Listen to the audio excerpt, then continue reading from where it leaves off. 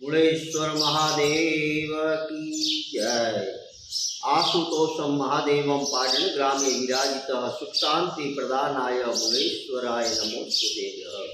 आ मुलेश्वर महादेवનું મંદિર પાટણના વતની મુલ્લા સોલંકીએ જે સિદ્ધરાજના દાદા થઈ ગયા તેમણે આ મુલ્લા સોલંકીએ મુલેશ્વર મહાદેવનું મંદિર બંધાવેલ છે।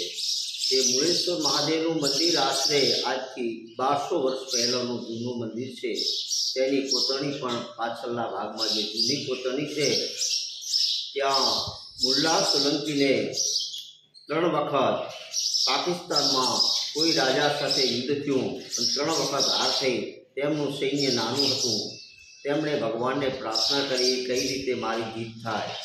તો ભગવાન મુલેશ્વર દાદાએ સ્વપ્નમાં આવીને કીધું, અપૂજ્ય મહાદેવની પૂજા કરજે તો તને જરૂર તારી જીત થશે। પછી એણે સંકલ્પ કર્યો અને અપૂજ્ય મહાદેવની પૂજા કરવા માટે તેમણે ભગવાનને પ્રાર્થના કરી અને તેમની જીત થઈ ગઈ। પછી જે સાથે સૈનિકો હતા સૈનિકોએ 1000 સૈનિક હતા 1000 ઈંટો લીધી અને મંદિર બંધાયું જે દુધેશ્વર મહાદેવ તરીકે પ્રખ્યાત થયા। તે અત્યારે ભૂગર્ભની અંદર ભગવાન શિવજી બિરાજેલા છે। તે દુધેશ્વર મહાદેવ 1000 ઈંટોથી પૂરું થઈ ગયું, પણ જ્યારે શિખર ઉપર મૂકવા ગયા ત્યારે શિખર ન દેખાણું। ત્યારે ભગવાને કીધું તે શિખર ઉપર તારો જે પથ્થર છે તે મૂકજે તો મંદિર પૂરું થશે। પછી એમણે શિખર ઉપર પથ્થર મૂક્યો।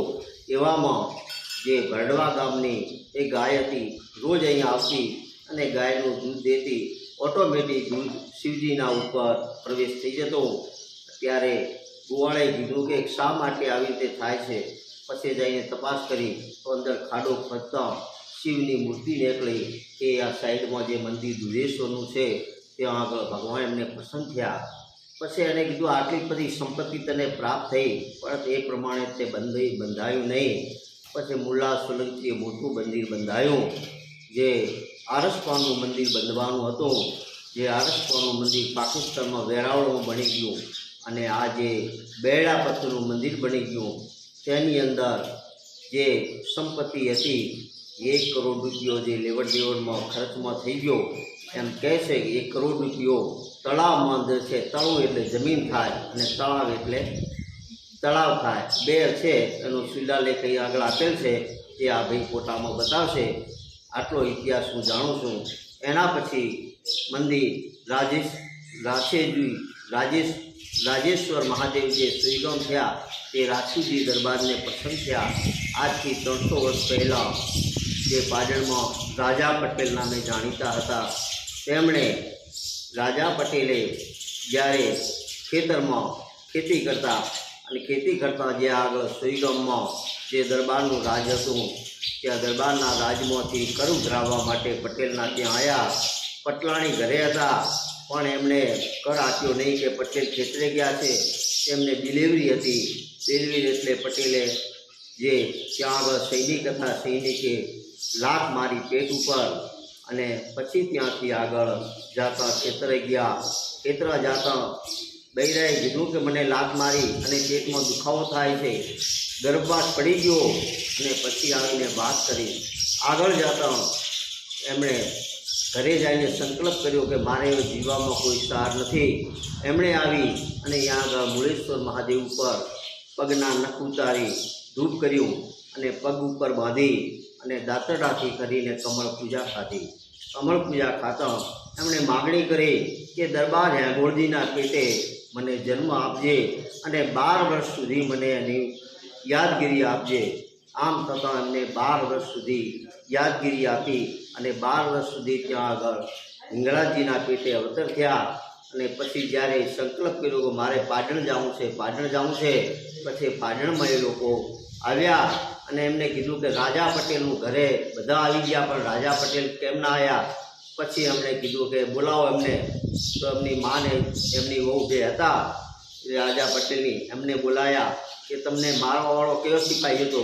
એમણે કીધું કે મારવાવાળો આ સિપાહી છે મિયા હતો। તો મિયાને પછી ત્યાં આગળ સજા આલી અને 2 ગાડાએ પગ બાંધી અને ઊભો ચીરી નાખ્યો અને પછી એમને કીધું તમારે અહીં રહેવાની જરૂર નથી। અને તમે અહીંથી આગળ જતા રહો. પછી એ લોકો ગામ છોડીને રાધનપુર બાજુ ગયા અને આમ તમારે જેટલા જીવન જાગો ત્યાં સુધી તમને આ દાણા પાણી પૂરું પાડવામાં આવશે. આવી રીતે પછી ઘણા વર્ષ સુધી 80-85 વર્ષ સુધી ઘોડા માથે ચડી રોજ દર્શને આવતા. પાછળથી એમણે કીધું હવે તમારે આવવાની જરૂર નથી, હું ત્યાં આગળ આવી જઈશ.